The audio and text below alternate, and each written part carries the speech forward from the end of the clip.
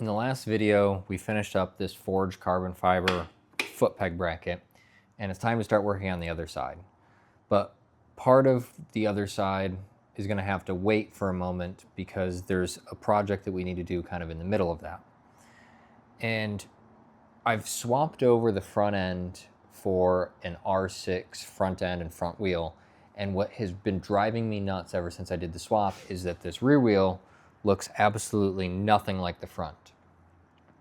There's a company called Cognito Moto that makes a rear hub that converts this to a disc brake and also a spoked wheel. And I would love to do that, except just the hub for the rear end is like $800.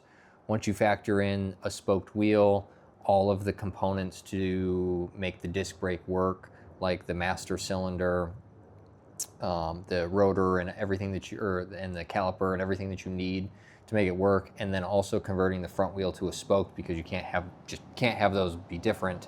It would end up being a few $1,000s to do. So in this case, I wanted to do something a little bit different, and I was going to start working on the other side foot peg bracket, but if I switch to a disc brake, that means I would have to redo it. And you guys saw how much work I had to put in to get this foot peg bracket to work. I didn't want to go through that whole process on the other side and then end up having to swap it out for and remake a new one if I end up going with a disc brake. So I was searching around and I ran into somebody who said that a rear wheel off of a Triumph Daytona fit without any modification to the actual swing arm. Now, getting the rest of it to work, the sprockets, the spacers and everything, that's a whole different story. So I reached out to that guy. I didn't hear anything back, but if I know that this rear wheel will work, I went ahead and bought one. So let me show you that. So this is a rear wheel off of a Triumph Daytona 675. I got it with the rear sprocket and the disc. Granted, this rear sprocket I'm going to have to replace, or at least I believe I'm going to have to replace. And let me talk you through some of the potential struggles that we're going to run into. The front sprocket on this is a 17 tooth, and the rear is a 16 and 36, I want to say. And the rear sprockets that come on these Daytonas are 47.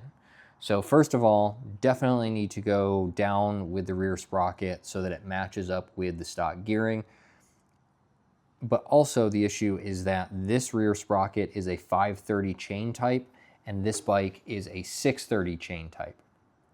So I would love to swap everything over to a 530. It's more modern. That means I would have to do a 530 front sprocket. The problem is they don't make a 530 front sprocket. You can get a front sprocket from a Yamaha XS650, but those do require some modifications to the sprocket to make them work. And the rear sprocket is definitely going to have to be custom made. The rear sprockets are typically aluminum, so that one's actually pretty easy to make. So looking at the rear wheel, you'll notice that this new wheel is so much wider than the front. It's a few inches wider. So to get this to work, what's going to happen is there is a set distance from this side to this side of the swing arm. So essentially what I need to do is take this rear wheel off, and I need to measure what this distance is so that I can figure out what distance is needed with spacers. But the big thing I need to look at is what is the distance from this spacer here to the sprocket. Because whatever that distance is, that's what lines up with the front sprocket, which I will have to match over here. So this side of the sprocket will need to be adjusted so that it can work with the sprocket. The other thing I want to point out is it almost appears to me, and maybe it's just an optical illusion, but the center of this rear wheel isn't actually in the center of the bike. It looks like it is slightly offset. Maybe it is just an optical illusion, but it does look like it's offset if you look at the rear shock. So I'll have to do some more measurements because I definitely want this rear wheel to be in the center of the bike. Taking a look at the rear caliper and master cylinder. So this is what I'll end up having to mount up in the right hand foot peg bracket somewhere. So what a lot of people do is when they convert to rear disc brakes, they get rid of the passenger foot peg. which makes this easy to adapt, right? You just kind of bolt this off to the back and you connect to it here. But the problem is, if I want to keep the passenger foot peg, this kind of goes right in the way. So I'm gonna have to figure out exactly where I want that to live. Now, the rear brake caliper actually works with a spacer. This is the stock spacer from the Triumph wheel. So this spacer perfectly spaces out this caliper where it needs to go. The big thing though is this little piece here in the stock Daytona slides into a groove, and that stops it from rotating. So I'll have to figure out exactly what I want to do here to make sure that this caliper, brake caliper, doesn't rotate. So I'll have to figure this out. And then this is the spacer for the other side. So this spacer and then a spacer on this other side might end up having to be custom to center the wheel. Taking a look at the actual rear or right-hand foot peg bracket, right now, when you hit the brake, it goes to this lever, and this lever has a bolt that goes through here and then connects back to the disc brake. So if I end up mounting the master cylinder here, I might be able to move or kick around this lever up to here and run the master cylinder essentially right here.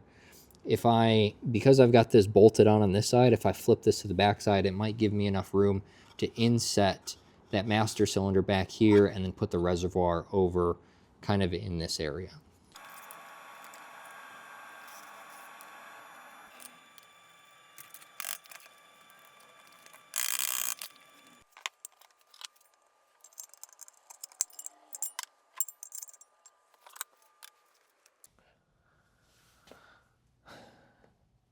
Well, they're almost identical.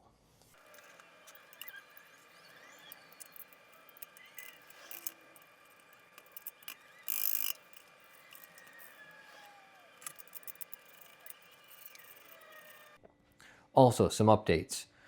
So I think what I'm going to end up doing is machining down the sprocket hub or the rear hub, and then I'll just have a standard sprocket instead of doing one that's kind of offset and really custom. I mean, the sprocket will still end up being custom, but it will be a cheaper custom than like a full-on custom, if that makes sense. Where we stand with the rear wheel is I've got a sprocket on order. I think the company is Rebel Gears or Rebel Moto. I'll put a link in the description. They do custom sprockets. So you just type in your information, exactly the number of tooth, the chain type, the series, what's your bolt size, blah, blah, blah, blah, and they will ship you out a sprocket. So I'm waiting on that. It's about a month turnaround because of the coating that they put on there, or that I chose to put on there. They're not typically that long.